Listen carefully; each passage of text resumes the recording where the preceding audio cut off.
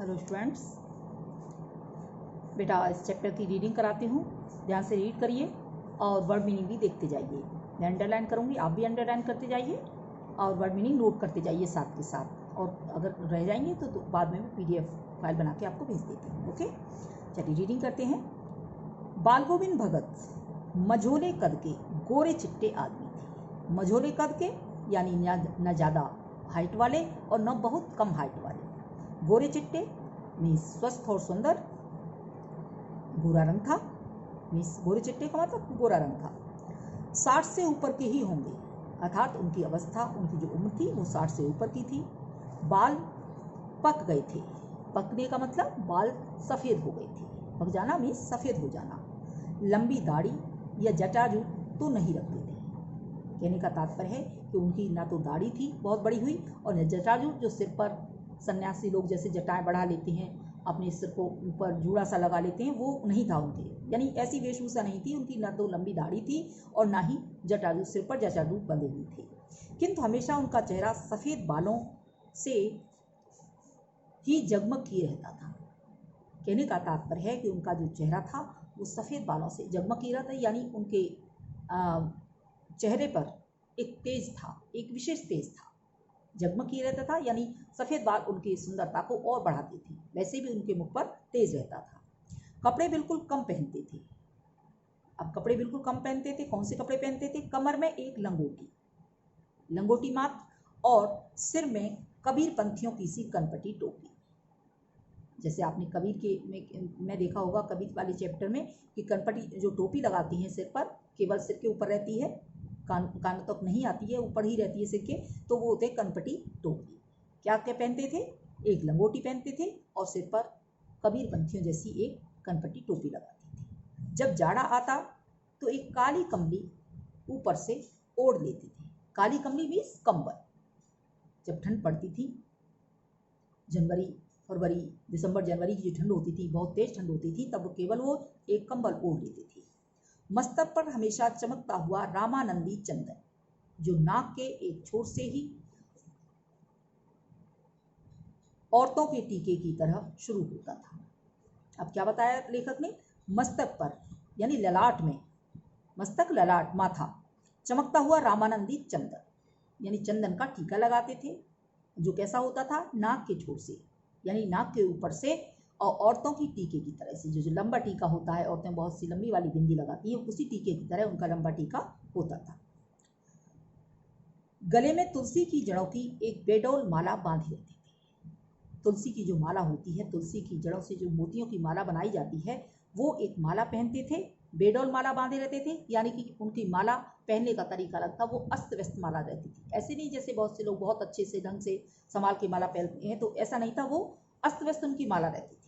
इसीलिए कहा है कि बिल्कुल एक बेडौल माला बांधे रहती थी। ये तो हो गई बाल गोविंद भगत की वेशभूषा, उनका चरित्र। यानी बाल गोविंद भगत एक सामान्य कद के व्यक्ति थे, सुंदर थे, बाल पक गए थे यानी बाल उनके सफ़ेद थे।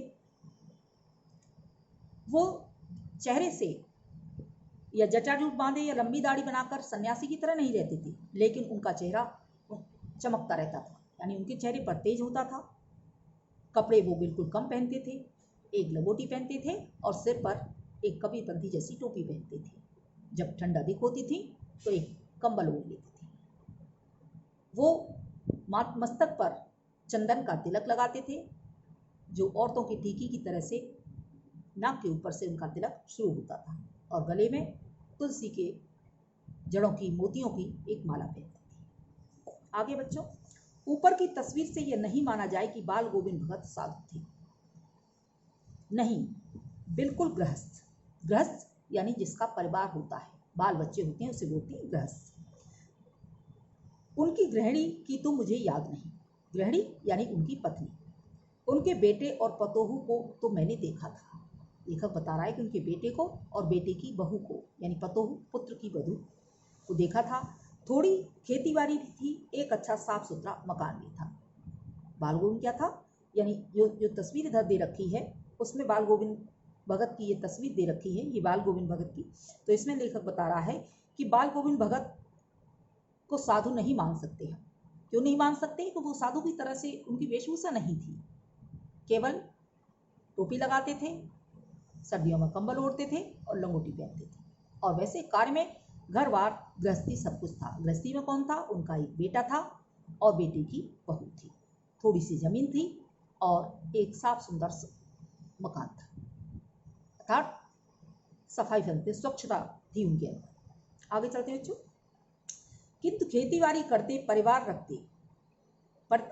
रखते भी बाल गोविंद भगत साधु थे। अब देखिए इस पंक्ति में कह रहा है कि खेतीबाड़ी थी, परिवार भी था और फिर भी भगत साधु थे। अब लेखक ने उनको साधु क्यों माना है? देखिए, साधु की सब परिभाषाओं में खरे उतरने वाले, कबीर को साहब मानते थे, उन्हीं के गीतों को गाते, उन्हीं के आदेशों पर चलते, कभी झूठ नहीं बोलते, खरा व्यवहार रखते। खरा मीन्स स्पष्ट कहना। खरा व्यवहार का मतलब होता है किसी बात को स्पष्ट कह देना। किसी से भी दो टूक बात करने में संकोच नहीं करते। दो टूक का मतलब स्पष्ट कहने में, ना वो झूठ का साथ नहीं देते थे, सत्य बोलते थे और दो टूक बात यानी स्पष्ट कह देते। वो किसी की ऐसे नहीं कि किसी के सामने पे कुछ कह दिया, पीछे कुछ और कहा, ये वाली बात उनके अंदर नहीं थी। संकोच नहीं करते थे। संकोच करना मीन्स किसी बात को न कहना, मन में शर्माना, संकोच करना, झिझकना। किसी से खामखा झगड़ा मोल नहीं लेते थे। खामखा बेवजह व्यर्थ ही, अकारण ही, किसी कोई कारण ना हो तो बहुत से झगड़ालू किस्म के लोग होते हैं, ऐसी बात उनके अंदर नहीं थी। किसी की चीज नहीं छूते थे, यानी किसी की वस्तु को वो छूते नहीं थे, ना पूछे, ना बिना पूछे व्यवहार में लाते थे। किसी की वस्तु को न छूते थे और ना वह उसे इस्तेमाल करते थे। इस नियम को भी कभी कभी इतनी बारीकी तक ले जाते, बारीकी मीन्स बहुत छोटे तक, बहुत बारीक तक ले जाते थे कि लोगों का कौतूहल होता था। कौतूहल मीन्स आश्चर्य, लोग आश्चर्यचकित हो जाते थे। आश्चर्यचकित क्यों हो जाते थे? कि कभी वह दूसरे के खेत में शौच के लिए भी नहीं बैठते थे। पहले पुराने समय में, यानी आज से लगभग 40 साल 30 साल पहले लोग खेतों में शौच करने के लिए जाते थे। अब इसमें बताया है कि वह कभी भी दूसरे के खेत में शौच के लिए भी नहीं बैठते थे, यानी दूसरे के फ्रेश होने के लिए वो नहीं बैठते थे। वह ग्रस्त थे, लेकिन उनकी सब चीज साहब की थी। जो कुछ खेत में पैदा होता, सिर पर लाद कर पहले उसे साहब के दरबार में ले जाते। साहब का दरबार एक मठ था, मंदिर जिसे हम मंदिर भी कहते हैं, मठ था, वहां ले जाते थे, जो उनके घर से 4 कोस दूर पर था। एक कबीरपंथी मठ से मतलब, मठ मीन्स मतलब मंदिर से है, जो कबीरपंथी मठ था, मंदिर जैसा था, वह दरबार में भेंट रूप रख लिया जाकर प्रसाद रूप में जो मिलता था, यानी वो पूरा का पूरा उस मठ में ले जाते और जो कुछ भी प्रसाद रूप में वहां से उसे मिलता उसे घर लाते और उसी से गुजर करते। अपनी जो खर्चे होते थे, जो खर्चा पानी होता था, घर में आवश्यक वस्तुओं की जरूरत होती थी, वो सब उसी प्रसाद से वो चलाते थे। अपनी घर गृहस्थी उसी प्रसाद से चलाते थे। अब बच्चों इसमें मैं बता देती हूँ आपको, बाल गोविंद भगत की खेती बाड़ी भी थी, परिवार भी था, लेकिन फिर भी वो साधु थे। साधु क्यों थे?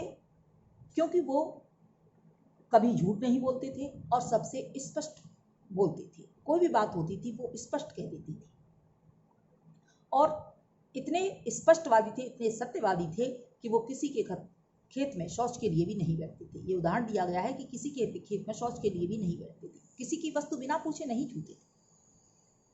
जो कुछ भी उनके खेत में पैदा होता था उसे वह पूरा का पूरा उस मठ में ले जाते, जो कबीरपंथी मठ था, लगभग 4 कोस दूर उनके घर से वो मठ था, वहां ले जाते पूरा का पूरा अनाज जो भी पैदा होता, और वहां रखने के बाद वहां उसे भेंट पे चढ़ा देते और वहां से जो कुछ भी उन्हें मिलता, जो प्रसाद रूप में उन्हें मिलता था, उसी से वह अपना घर का खर्चा चलाते थे। इन सब के ऊपर मैं तो मुग्ध था, उनके मधुर गान पर जो सदा सर्वदा ही सुनने को मिलते, कबीर के वे सीधे सादे पद जो उनके कंठ से निकलकर सजीव होते थे। अब लेखक कह रहा है कि उनकी इस अवस्था को देखकर, उनके इस व्यवहार को देखकर लेखक उनके ऊपर मुग्ध हो गया था। यानी लेखक को बहुत अच्छा लगता था। और उसके ऊपर भी उनके मधुर गाने, अर्थात वो कबीर के जो पद होते थे उनको गाते थे। उनके इतने लयबद्ध तरीके से गाते थे कि लोग उनके पदों को सुनने लगते थे और औरतों के होठों पर वो पद आ जाती थी। आगे बताती हूँ मैं आपको। कंठ से निकल सजीव होते थे, यानी बहुत प्यारी आवाज़ थी, बहुत सुंदर आवाज़ थी। जिस आवाज़ में वो उन पदों को गाते थे, कबीर के पदों को गाते थे, लोग उसे सुनकर अपने काम को करने की जो उनकी गति होती थी वो तीव्रता पकड़ लेती थी।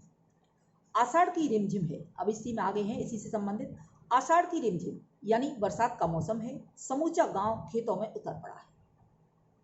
कहीं हल चल रहे हैं, कहीं रोपनी हो रही है। धान के पानी भरे खेतों में बच्चे उछल रहे हैं। औरतें कलेवा कहते हैं, सुबह का जो नाश्ता होता है उसे कलेवा कहते हैं, कलेवा लेकर मेड़ पर बैठी हैं। मेड़ होती है खेत की ही बनी हुई एक क्यारी, एक ऊंट पर उठी मिट्टी की क्यारी जैसी बना देते हैं, वहाँ पर बैठी हुई है। आसमान बादल से घिरा, धूप का नाम नहीं। ठंडी पुरवाई चल रही है। पुरवाई मीन्स ठंडी हवा चल रही है। ऐसे ही समय आपके कानों में एक स्वर तरंग झंकार सी कर उठती है। स्वर तरंग झंकार सी कर उठती है, यानी कान में बहुत सुंदर गीत के स्वर गूंजने लगते हैं। यह क्या है, यह कौन है, यह पूछना नहीं पड़ेगा, क्योंकि वहाँ के लोग सब जानते थे कि बाल गोविंद भगत कितना अच्छा गाते हैं। इसलिए वो सुनकर ही समझ जाते थे कि बाल गोविंद भगत ने गाना शुरू कर दिया है। बाल गोविंद भगत समूचा शरीर कीचड़ में लिप्त थे, अर्थात उनका जो शरीर था पूरा शरीर कीचड़ में रहता था, क्योंकि उस समय धान की रोपाई होती थी और धान की रोपाई पानी भरे खेतों में होती है, जिसके कारण वो मिट्टी में लिपट जाती थी। अपने खेत में रोपनी कर रहे हैं, यानी पौधों का जो धान के पौधे हैं उनका रोपण कर रहे हैं, उन्हें लगा रही हैं खेत। उनकी अंगुली एक एक धान के पौधे को पंक्तिबद्ध खेत में बिठा रही है। पंक्तिबद्ध यानी क्रम से, कतार में। पंक्तिबद्ध मीन्स कतार में बिठा रही है। उनका कंठ एक एक शब्द को संगीत के जीने पर चढ़ाकर कुछ को ऊपर स्वर्ग की ओर भेज रहा है, यानी ऐसा प्रतीत होता था उनका गीत मानो उनका गीत स्वर्ग की ओर चढ़ाकर ले जा रहा है, यानी प्रसन्नता की ओर, सुख की ओर चढ़ाकर ले जा रहा है। और कुछ को इस पृथ्वी की मिट्टी पर खड़े लोगों के कानों की।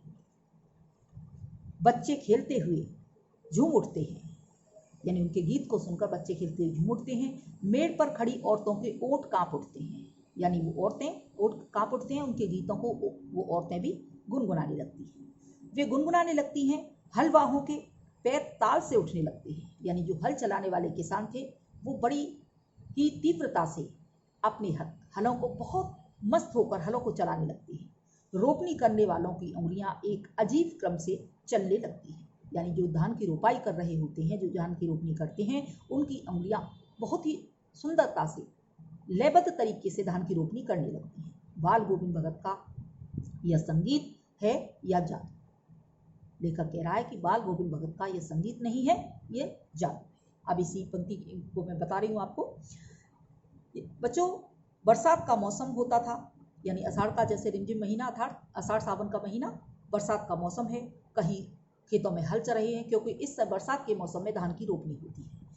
धान की रोपनी जब होती थी तो किसान खेतों में हल चलाते थे, खेतों में पानी भरा होता था। कुछ लोग धान की रोपाई कर रहे होते थे, कुछ लोग हल चला रहे होते थे, और औरतें वहाँ कलेवा अर्थात सुबह का नाश्ता लेकर औरतें वहाँ पहुँचती थी। बादल घिरा हुआ है, लोग अपने अपने खेतों में हल चला रहे हैं, कुछ रोपनी कर रहे हैं, और तभी उन्हें एक स्वर सुनाई देता है, बहुत ही सुंदर स्वर, बहुत ही मीठा स्वर सुनाई देता है, जिसे सुनकर औरतों के ओठ कांपने लगते थे, अर्थात औरतें गुनगुनाने लगती थी। हलवाहे तीव्र गति से मस्त होकर हल चलाने लगते थे, और रोपनी करने वाले मस्त होकर रोपनी करने लगते थे। ये भगत के गाने का जो स्वर है, भगत का जो संगीत है, वह उनके स्वर का जादू है, जिससे लोग क्रमबद्ध तरीके से अपने कार्य को करने लगते थे। आगे है बच्चों, अब आगे अगली रीडिंग में नेक्स्ट वीडियो में आपको कराती हूँ। Okay, thank you student.